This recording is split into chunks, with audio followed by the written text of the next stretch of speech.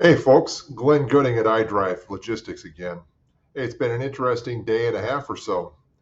Frankly, I didn't expect the UPS management and Teamsters leadership to come to a tentative agreement as early as they did, but they did.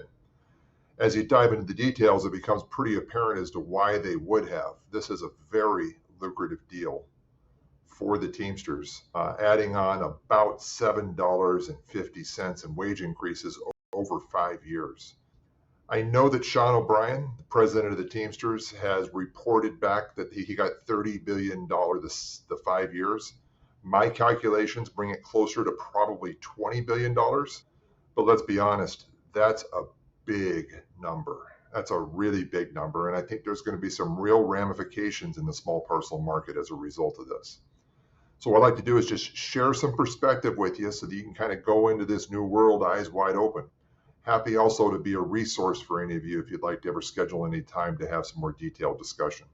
So, anybody ever hear of that statement? A rising tide raises all ships. That's really what we have here. What we have now allowed to happen in this marketplace is the Teamsters now have a labor agreement that has achieved Sean O'Brien's target, his goal. Actually, it's exceeded it in some ways. That is now going to create an opportunity for the Teamsters to unionize and organize Amazon inside parcel world. And what that will do is it will increase cost on that piece as well. So if we look at the small parcel market, UPS controls over 30% of the total small parcel market. Last I checked, Amazon comes in the 20% range. And then we have FedEx out there as well that is in that range as well. FedEx is also going through some capitulations. They're trying to combine networks, become more of an intermodal operator, such as UPS, so they can more efficiently compete and offer services to their clients. The challenge with that is that FedEx is protected right now by the RLA, the Railway Labor Act. It makes it very, very hard right now for FedEx to become unionized. However, UPS is not bound by the Railway Labor Act. They're bound by the National Labor Relations Board. And so you will see UPS successfully appeal and win getting FedEx to not be protected by the Railway Labor Act.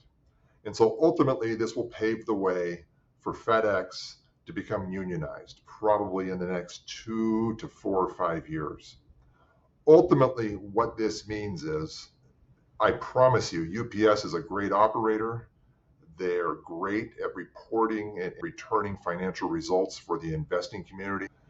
They will pass these costs along, increased tariff rates, new accessorials, billing methodologies, surcharges. So ultimately, the consumer is going to pay this labor agreement. It's introducing some artificial inflation into the small parcel supply. And as all of this happens, USPS will take note. They'll adjust accordingly.